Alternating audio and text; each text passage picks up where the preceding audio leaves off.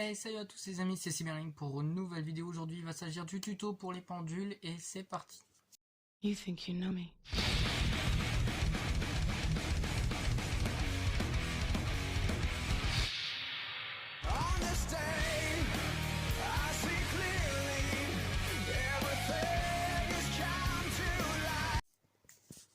Donc déjà, pour commencer, je tiens à dire qu'avant toute chose, l'académie du duel, l'académie Raiders que j'ai ouvert il y a 2 mois à peu près, ferme pas définitivement mais temporairement ses portes.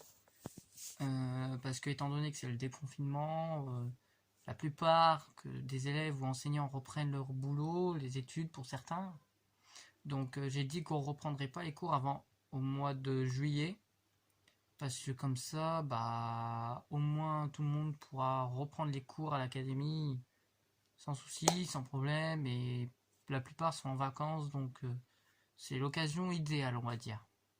Bon, sinon on va passer à la dernière partie pour savoir jouer à Yu-Gi-Oh! Et on attaque la plus grosse et la plus dure des parties. Après cette partie-là, si vous avez du mal à vous l'enregistrer dès le début de la vidéo, enfin, après que vous avez fait le premier visionnage, je pense que c'est en jouant les monstres pendules petit à petit que vous allez comprendre leur mécanique, que vous allez pouvoir faire des decks en vous inspirant de ça. Et franchement, tout ce qui est pendule, c'est la partie la plus compliquée du jeu. Et une fois qu'on a compris, ça y est, ça part au quart de tour. Et je vais vous expliquer ça de manière tranquille, posée. Donc, restez assis, ne vous inquiétez pas, prenez pas de calmant ni quoi que ce soit. Tout va bien se passer. Et on attaque. Alors, voici devant vous une carte pendule. Alors, une carte pendule se présente comme ceci. Elle a un effet de monstre qui est là. Un effet pendule qui se dit ici, qui se mettra quand chez le pendule. Donc, soit dans les zones bleues ou rouges, comme on a ici. Donc là et là. Et elle a aussi également un chiffre selon lequel on va positionner notre monstre dans ces zones en question. Et bien sûr, les effets pendules, donc l'effet qui est là, va s'appliquer uniquement quand on mettra le monstre en échelle pendule. Et quand elle sera sur le terrain, on appliquera l'effet de monstre qui est ici. Pour invoquer un monstre par pendulation. Alors, vous avez pu voir... Oula, je déconne.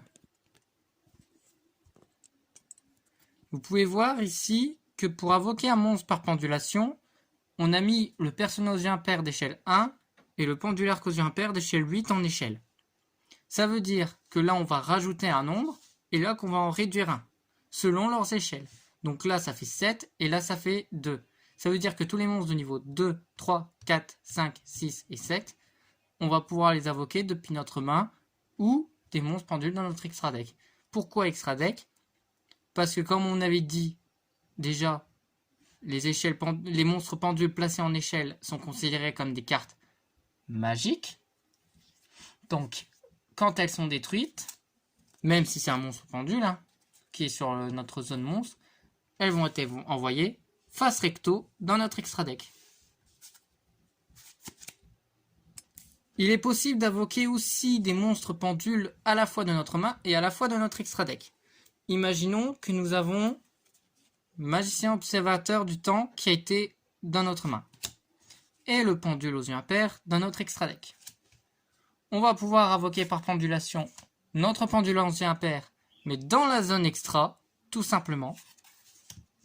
Et le magicien observateur du temps en zone main. C'est comme ça. Et pas autrement.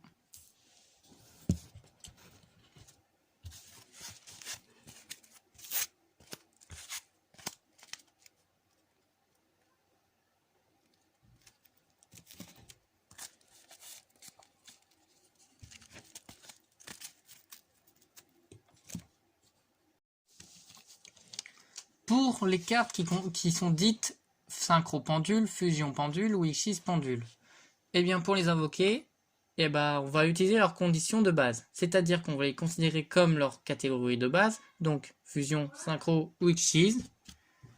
Et on va effectuer leurs invocations de ces types d'invocations d'abord, et après on va les invoquer par pendule.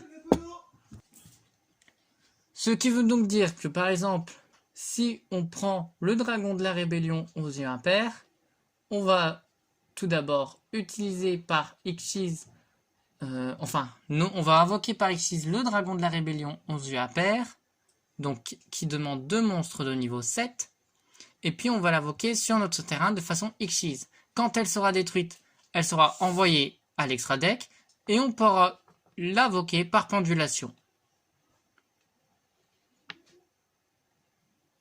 Même si celui-ci a des rangs. J'ai oublié de le préciser. Pour une invocation fusion pendule. Donc, pareil que pour les Xyz, on fait la même condition d'invocation, mais en se basant sur les invocations fusion. Donc on fait une invocation fusion avec les matériels nécessaires, et on fait notre fusion. Pareil que pour les Xyz, quand elle sera détruite, on va l'envoyer dans notre extra deck, et on pourra l'invoquer par pendulation si on en a les conditions. Pour les synchro pendules, pareil, même chanson, on fait une invocation synchro tout d'abord, et quand elle sera détruite, on pourra l'invoquer par pendulation. Et voilà, cette série de vidéos tuto pour jouer à Yu-Gi-Oh! Est terminée pour aujourd'hui. J'espère que la vidéo vous aura plu et que vous avez quand même pu comprendre ce qui s'est dit aujourd'hui. Si vous avez des questions sur les pendules, n'hésitez pas à me le dire en commentaire, c'est extrêmement important. Et aussi, n'oubliez pas de vous abonner à la chaîne et de cliquer sur la cloche de notification. Et aussi, le petit pouce bleu, ça fait toujours plaisir. Sur ce les amis, prenez soin de vous, faites quand même attention, même si c'est le déconfinement, le virus traîne toujours, je vous le rappelle. Et puis prenez soin de vous les potes. C'était Cyberlink, ciao ciao.